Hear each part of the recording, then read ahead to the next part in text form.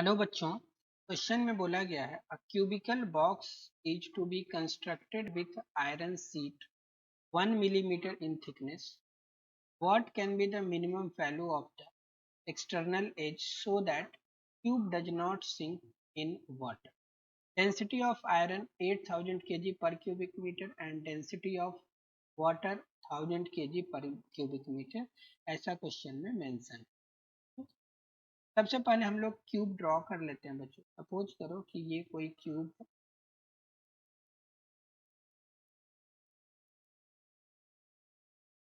ये कोई क्यूब है। इस क्यूब का साइड हम लोग एल एज्यूम कर लेते हैं। क्वेश्चन में बोला गया इसको वाटर के अंदर डाला जाता है तरीके से। एल का वैल्यू कम से कम कितना हो कि ये सिंक ना कर। इस पर जो फोर्सेज लगेगा बच्चों, नीचे तो mg लग रहा होगा और ऊपर की तरफ एक फोर्स लग रहा होगा जिसे आप फोर्स ऑफ बायोंसी बोलो। और फोर्स ऑफ बायोंसी आप जानते हो weight of displaced volume of liquid के इक्वल होता है। अगर इसे आप कैलकुलेट करो तो वेट ऑफ डिस्प्लेस्ड वॉल्यूम, इसका मतलब क्यूब का वॉल्यूम एल क्यूब, ये वॉल्यूम इंटू डेंसिटी जो वाटर का होगा, तो वॉल्यूम इंटू डेंसिटी मास हो गया इंटू जी। अब अगर mg का बात करें तो क्वेश्चन में बोला गया ये 6 सीट से मिलके बना हुआ है। ये एक सीट है, कंप्लीट मास फील्ड नहीं है। अगर इसको अलग से आप सोचो तो ये ऐसा कोई एक सीट है जिससे एक फेस बना है। इसका कुछ ना कुछ थिकनेस भी तरीके से।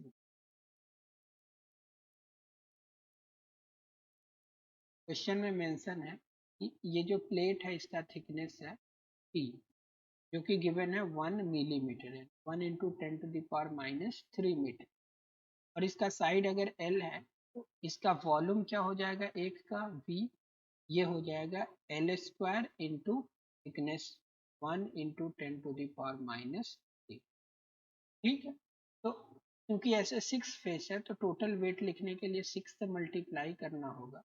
एक का वॉल्यूम L² इंटू 10⁻³ हो गया, तो 6 का वॉल्यूम इंटू 6। ठीक है, तो वॉल्यूम हो गया और डेंसिटी आयरन का है 8000, तो volume into density mass into g multiply कर दो, यही वेट है। ठीक है, अब सिंक नहीं करना चाहिए, for not to be sink. अगर सिंक नहीं होना है तो जो फोर्स ऑफ बायोंसी है this should be equal to sorry greater than m। Okay, तो फोर्स ऑफ बायोंसी हो गया L³ into 1000 into g. This should be greater than what 6 into L² into 10⁻³ into 8000 into, ठीक है, ये जी and जी आपका cancel हो जाएगा, L² से पावर कैंसिल हो जाएगा, ये 1000 से 8 बार में चला जाएगा। L should be greater then 48 into 10⁻³ और L should be greater then 4.8 centimetre. अब लेंथ का वैल्यू 4.8 सेंटीमीटर से ज़्यादा ही होना चाहिए, तो कम से कम लेंथ का वैल्यू क्या हो जाएगा, कम से कम 4.8 सेंटीमीटर होना। ओके, तो this should be the correct answer to this.